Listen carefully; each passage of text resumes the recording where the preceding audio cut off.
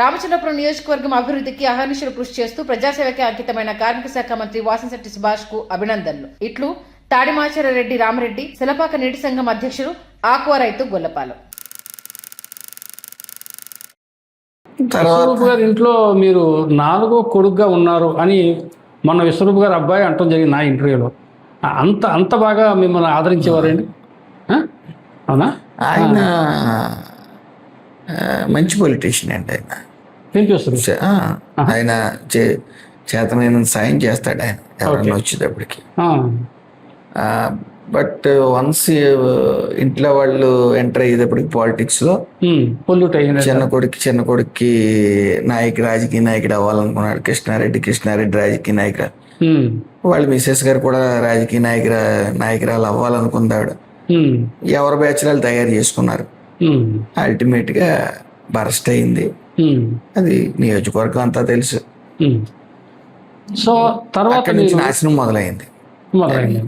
Single handed గా ఆయన ఉన్నప్పుడు ఇప్పుడు రాజకీయం బాగా చేసేవారు. ఆయన అందరినీ ప్రేమగా చేసేవారు. ఆయన మమ్మడివారం శాసనసభ్యుడిగా చేసిన, అమలాపురంలో మంత్రిగా చేసిన ఆయన వరకు ఓకే, వివాదరహితుడు. ఎప్పుడు కరప్షన్ ఏమైనా ఉందంటారా ఆయనకి? అలాంటిది ఏం లేదు, నీతిగానే ఉండేవాడు. గ్రేటే. వైసీపీలో నీతిగా చేసేటంటే గ్రేటే. అంతే, 100లో ఒకరు ఉంటారు కదా, అంతే. తర్వాత మీరు వైసీపీలో కంటిన్యూ అవుతూ ఉండగా వైసీపీ టికెట్కి మీరు ప్రయత్నం చేశారా సుభాష్ గారు?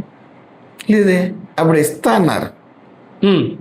అన్నారు. క్యాస్ట్ ఈక్వేషన్ లో రాజమండ్రి ఎంపీ ఏదో ఇప్పిస్తానని చెప్పేసి కొంతమంది నాయకులు నాకు చెప్పడం జరిగింది.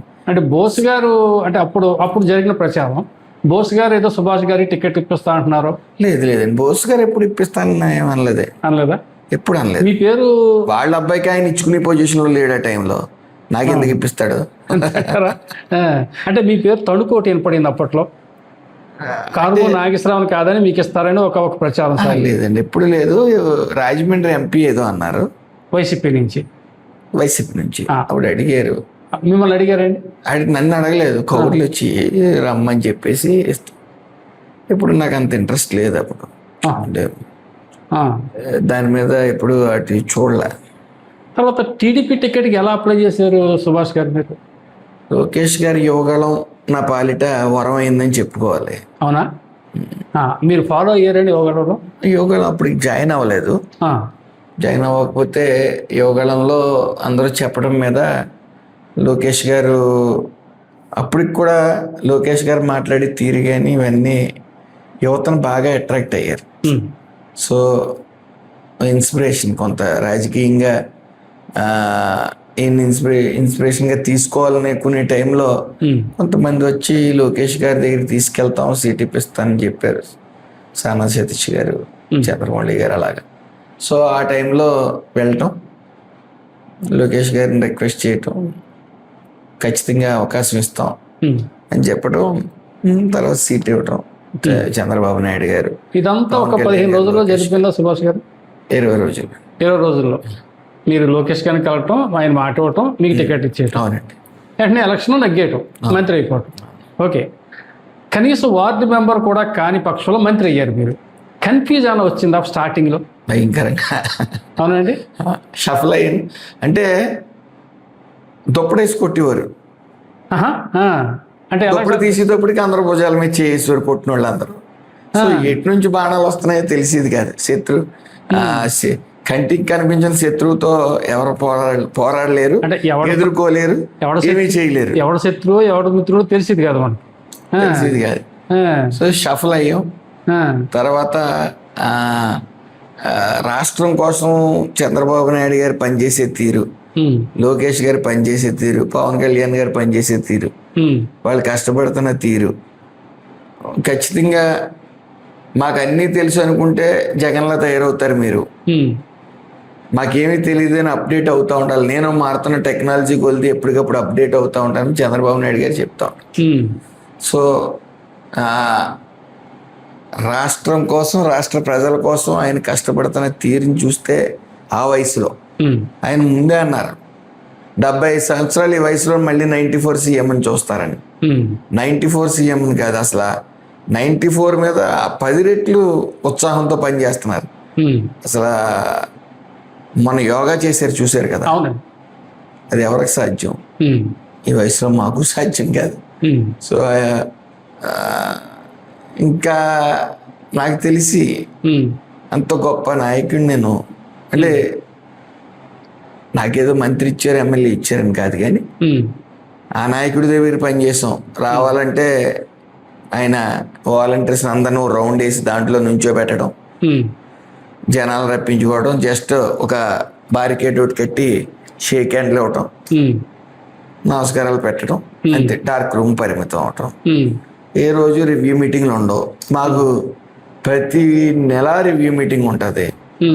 ప్రతి నెలకు 2 సార్లు క్యాబినెట్ ఉంటుంది. ప్రజా సమస్యల మీద ఇటు ప్రతి వారం కాన్స్టిట్యున్సీలో గ్రీవెన్స్ నిర్వహించాలి, పార్టీ గ్రీవెన్సెస్ వెళ్ళాలి.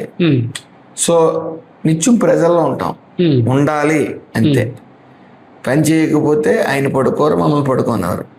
ప్రజల్లో ఉండాల్సిందే. సో ఆయన చూసి నేర్చుకుంటా ఉన్నాం. ఇంకా ఆయన మహాసముద్రం లాంటి వారు. ఎంత నేర్చుకున్నా సరే. ఎప్పుడైనా మంత్రి గారు మన నియోజకవర్గానికి సంబంధించిన ఒక సమస్య కోసం బాబు గారి దగ్గర స్వయంగా వెళ్ళి ఎక్స్ప్లెయిన్ చేశారా? ఖచ్చితంగా అనేక సార్లు. నేనే కాదు, ప్రతి ఎమ్మెల్యేకి ఎనీ టైం.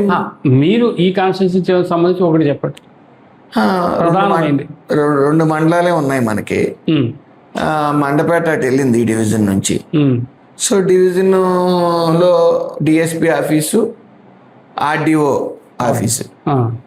సార్ కదపొద్దు, ఇక్కడ కదిపితే డిస్టర్బ్ అవుతుంది సార్, కొద్దిగా 2 మండలాలు ఉన్న సార్ ఉంచండి సార్ అన్నారు. ఖచ్చితంగా ఉంచుతా అన్నారు. వెంటనే ఉంచారు. ఈరోజు 175 కాన్స్టిట్యున్సీల్లో revenue division plus DSP office 2 మండలాలకి ఎక్కడన్నా ఉందా? సో ఆయన ఆశీస్సులై విద్యుత్ సబ్స్టేషన్ అమలాపురం వెళ్ళిపోతుందని ప్రచారం సాగింది. అదే కొద్ది అవగాహన లేని ప్రతిపక్ష నేత ఒకటి ఉన్నాడు మాకు. అతను డిఈ ఆఫీస్ వెళ్ళిపోయింది అంటాడు. ఆయన రాష్ట్రం విడిన తర్వాత ఎంప్లాయ్మెంట్ సమస్య ఉంది కదండి. ఇంకా ఎంప్లాయ్మెంట్ సమస్య అంటే మనకి ఇంకా ఫిల్ చేయవలసిన చాలా పోస్టులు ఉండిపోయినాయి. ఒక్కొక్కటిగా డిఎస్సి పెట్టారు. మా శాఖ నుంచి కూడా ఒక 60 మందిని తీసుకున్నాం. సరిపోవట్లేదు మెయిన్. సో డిఈ ఆఫీసు అమలాపురంకి అటాచ్మెంట్ ఇవ్వడం వల్ల నష్టం ఎవరికి? ప్రజలు డిఈ ఆఫీస్కి వెళ్తారా? వెళ్ళరు కదండి. ఏ డిఈ ఆఫీస్తో పని ఉంటుంది ప్రజలకి ఏమైనా ఉంటే. డిఈ ఆఫీస్తో పని ఏముంది? అంతే కదా. ఆర్డీఓ ఆఫీస్ దగ్గర ఉంది, డిఎస్పీ ఆఫీస్ దగ్గర ఉంది, ఎంఆర్ఓలు అందరూ ఇక్కడే ఉన్నారు. దాన్ని అంటే ఏ అభియోగం చేయలేక చేతకాని అభియోగాలు చేయడంలో అంటే తండ్రి గారి పేరు చెడగొట్టడానికి ఇతను బయలుదేరాడు రాజకీయాల్లోకి. మంత్రి గారు, మీకు మా ఈ రామచంద్రపురం నియోజకవర్గంలో ప్రతిపక్ష నాయకుడు అంటే ఎవరి పేరు చెప్తారు మీరు? ప్రతిపక్ష నాయకుడు యాంటీగా ఉండే నాయకుడు ఎవరు? యాంటీగా అంటే ఇంకేముంది, ఇంకా ఖాళీగా ఉన్నారు కదా, ఇక్కడ 3 ఉన్నారు. మధ్యలో వేణు వస్తూ ఉంటాడు, ఆయన త్రిమూర్తులు గారు వస్తూ ఉంటాడు, ఈ బోస్ గారు అబ్బాయి బోస్ గారు కూడా ఉంటారు. హలో, తెలుగు రాజ్యం ఛానల్ చూస్తున్నారా? సామాజిక రాజకీయ జీవన చిత్రణే తెలుగు రాజ్యం. అతిశయోక్తులు అసత్యాలు ఉండవు. రాజకీయ కోణం కాదు, ప్రజా కోణమే కొలబద్ద. తెలుగు రాజ్యం వీక్షణ మీ ఉత్తమ అభిరుచికి నిదర్శనం.